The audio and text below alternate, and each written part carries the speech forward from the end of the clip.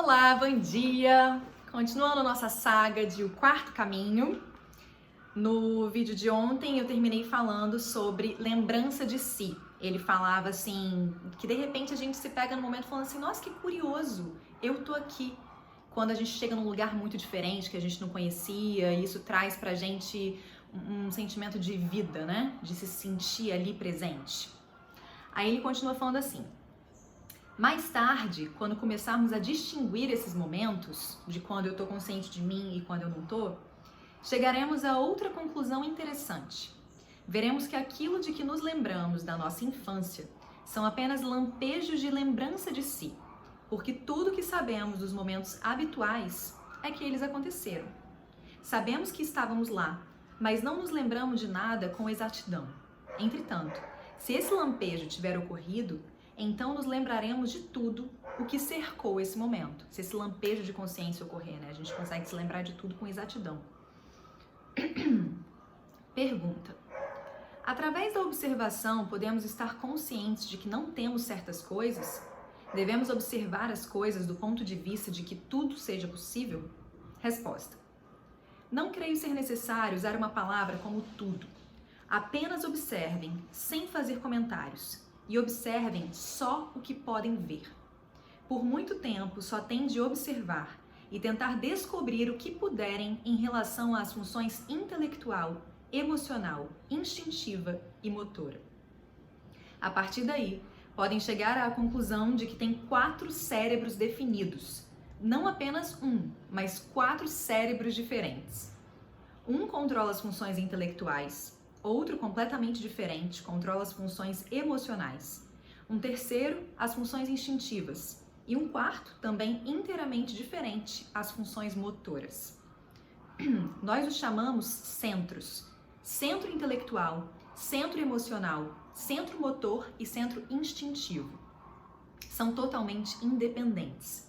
Cada centro tem a sua própria memória, sua própria imaginação e sua própria vontade.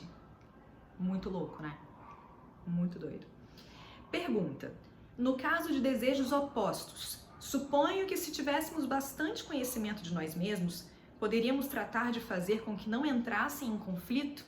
É aquilo que eu falei pra vocês ontem. Ele vai falar sobre quando a gente tem desejos opostos dentro da gente mesmo.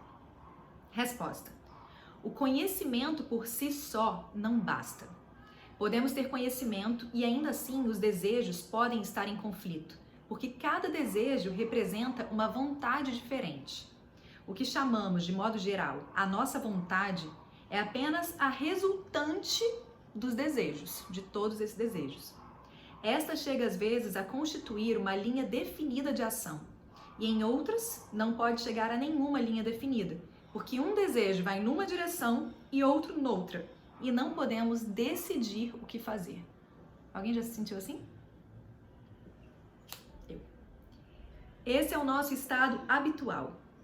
Sem dúvida, a nossa meta futura deverá ser chegar à unidade, em vez de sermos múltiplos como agora. Por quê? Para fazer e conhecer qualquer coisa corretamente, para chegar a algum lugar, devemos nos tornar unos. Essa é uma meta muito distante e não podemos começar a nos aproximar dela enquanto não nos conhecermos, porque no estado em que nos encontramos agora, é tal a nossa ignorância de nós mesmos que quando vemos isso, começamos a ficar aterrorizados com a perspectiva de não podermos encontrar o nosso caminho em parte alguma. O ser humano é uma máquina muito complexa e tem de ser estudado como máquina. Tipo assim, ele vê o ser humano como uma máquina. Olha que interessante.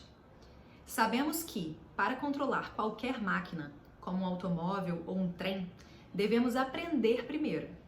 Não podemos controlar essas máquinas instintivamente, mas por alguma razão, pensamos ser suficiente o instinto para controlar a máquina humana, embora ela seja muito mais complexa. Uma das primeiras suposições errôneas é essa: não nos darmos conta de que precisamos aprender, de que o controle é uma questão de conhecimento e perícia.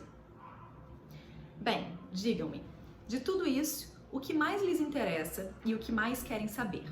Aí as pessoas continuam fazendo as perguntas. Pergunta. Eu estava interessado na questão da imaginação. creio que, na aplicação rotineira dessa palavra, estávamos usando o significado errado, não? Resposta. No sentido corrente de imaginação, deixa-se escapar o fator mais importante, mas na terminologia desse sistema, começamos pelo mais importante. O fator mais importante em toda função é: está sob o nosso controle ou não? Assim, quando a imaginação está sob o nosso controle, nem sequer a chamamos. Quando a imaginação está sob o nosso controle, nem sequer a chamamos imaginação. Damos-lhes vários nomes.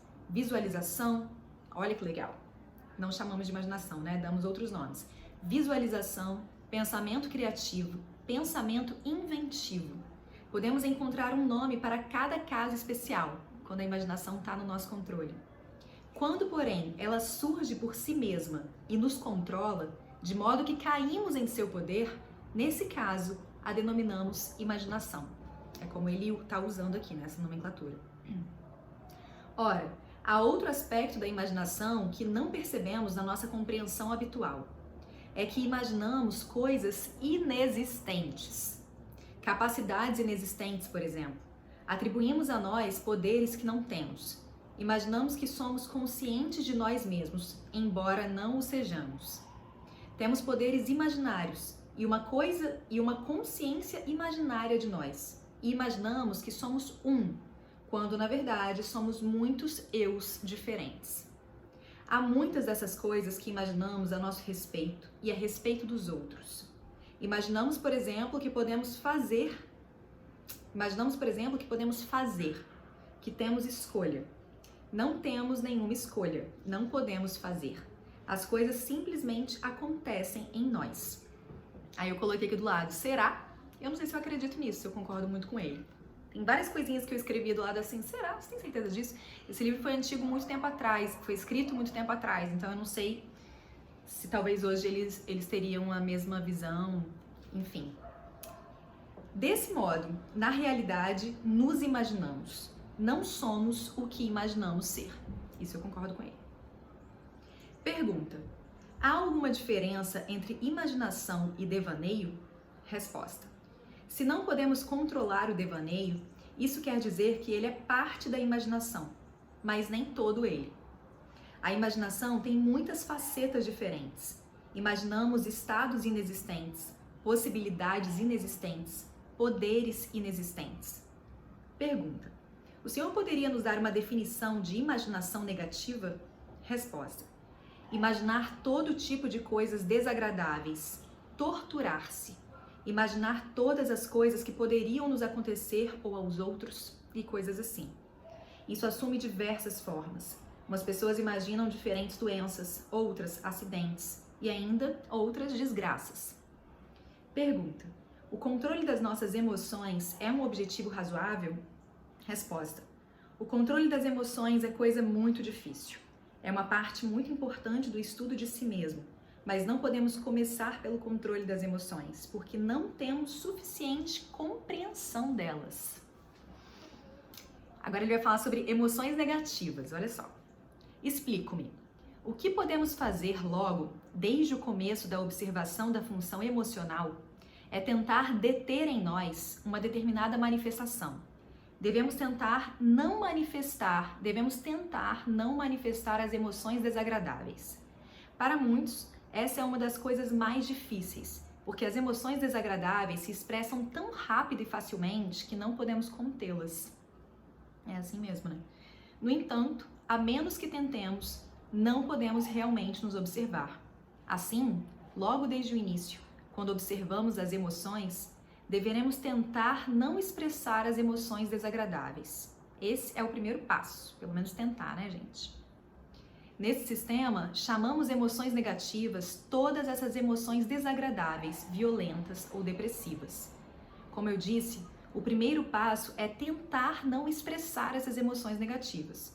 O segundo é estudar as próprias emoções negativas, fazendo listas delas, encontrando as suas ligações, porque algumas delas são simples e outras compostas, e tentando compreender que são inteiramente inúteis.